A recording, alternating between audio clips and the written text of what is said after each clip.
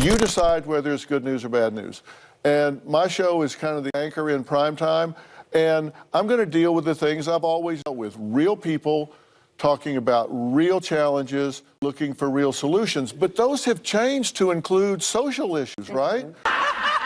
No, she's got to ask you this question. Yeah, I got to say, because though they can't diagnose anybody, you know, from far, somebody they haven't examined, doctors, therapists, a lot of respected psychologists out there, really big-time, big names, are saying that Donald Trump is showing signs of narcissism, which, by the way, one of the symptoms is preoccupied with the fantasies of unlimited power, success, and brilliance. And they're questioning that he has narcissistic disorder. Number one, do you think that's a mental illness, narcissism? And if so, is he fit to be... Things got heated as Joy Behar and Dr. Phil faced off on The View. Joy went all out, accusing Donald Trump of being a textbook narcissist, and said that his actions fit all the criteria for the illness. She defended it by pointing to his incapacity to accept responsibility, his insistence on winning, and his need for constant praise. When he stepped in, let's just say that Dr. Phil wasn't buying it. What followed was a sobering reality check that left Joy struggling to maintain composure. So it all started when Joy, holding the DSM-5 between her palms, angrily denounced Donald Trump, repeating a prior statement.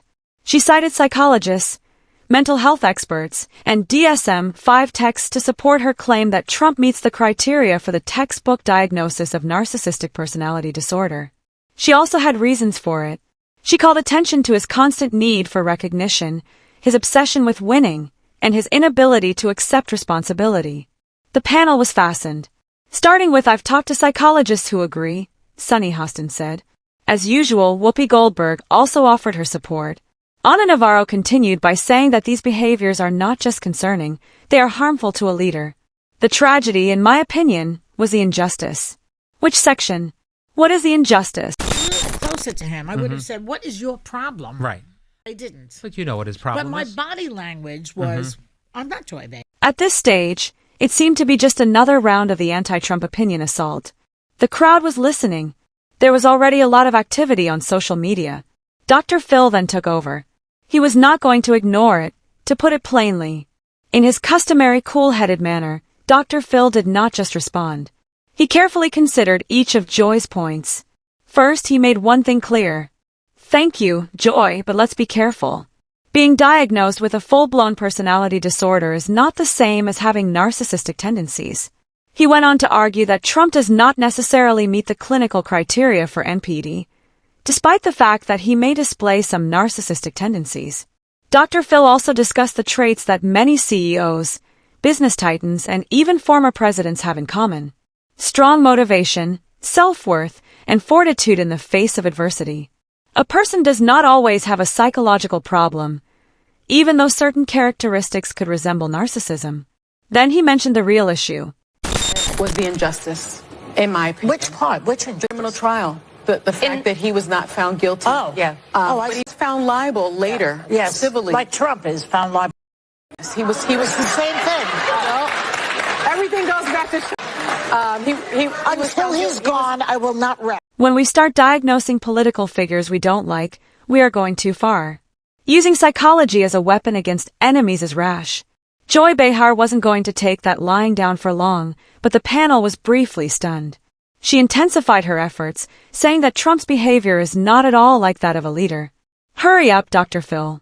There is more to this than confidence. This is a man who constantly lies, criticizes anyone who disagree with him, and refuses to accept responsibility. Dr. Phil was just getting started. Joy, why just focus on Trump if we're going to psychoanalyze politicians? Asked the man. Why not apply the same principle to other leaders, such as President Biden? For a while, the room was silent. Then Joy said, "Oh, Phil, hurry up. Despite his issues, Biden doesn't constantly boast about himself or disparage others on social media." The panel supported her by nodding in agreement. That was unacceptable to Dr. Phil. He called attention to the way the media usually emphasizes one side while ignoring similar behavior elsewhere. Joy, as you and I both know, politics is full with big egos. We could put this label on half of Washington, D.C. if we choose only those attributes that fit a certain criteria. Then, As no one had anticipated, Dr. Phil explained, let's take a step back and turn the mirror back on the view itself. Let's ask a direct question if we're discussing narcissistic traits. How many of these have anything to do with the people seated at this specific table? Joy Behar didn't get better right away. That was when the energy in the room transformed. Dr. Phil had just taken a turn that no one had expected. He enumerated the following: narcissistic traits, dominating conversations, superiority complex, admiration cravings, and contempt for opposing views. Turning to the panel, he said, "You don't think that applies here just a little bit?" A great deal of stress was present. According to Dr. Phil, the point of view often silences opposing views, rallies its followers for support, and reacts aggressively to criticism. You have created a platform where the loudest voice prevails and where disagreement is shouted down, he stated. Which of these traits doesn't apply to that, please? Joy Behar's health had gotten worse, her annoyance was evident, and the back and forth was far from over. Judge Janine Pirro interrupted just when we thought the chaos was at its worst. And let's just say she had a lot to say. You know, people talk about narcissism, but they don't really know what it means. So I brought a list from the DSM-5 about what narcissism really is, because if I asked people to stand up and define it, they wouldn't know. All right. And let's just take a vote. One, has a grandiose sense of self-importance.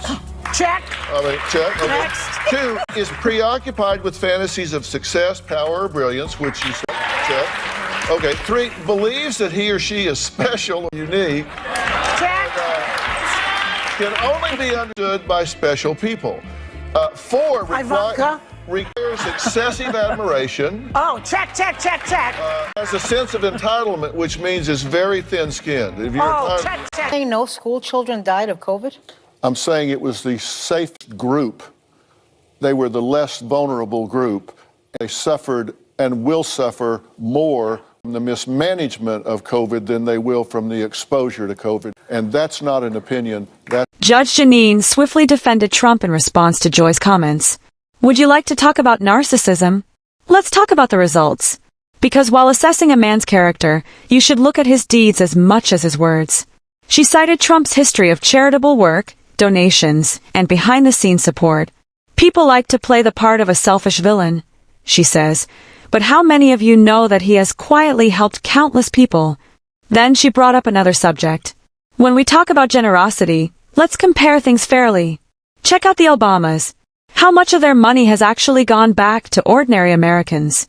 Or are they just preaching to the rest of us while getting book advances and Netflix deals? Once again, the public's perception shifted. The argument over Trump's character has turned into one about who makes contributions and who just talks about it. There was a great deal of worry. Whoopi tried to change the situation by asserting that personality flaws cannot be solved by giving. Sunny Hostin jumped in and claimed that Trump's troubles are more important than his contributions. Judge Janine, on the other hand, was unmoving, asserting that Trump has benefited the working class more than the political establishment ever has. Now the room was a burning, passionate, thrilling, completely divided space. No matter how much you loved or didn't like what was being said, one thing was clear. This was one of the most intense debates on The View in a long time.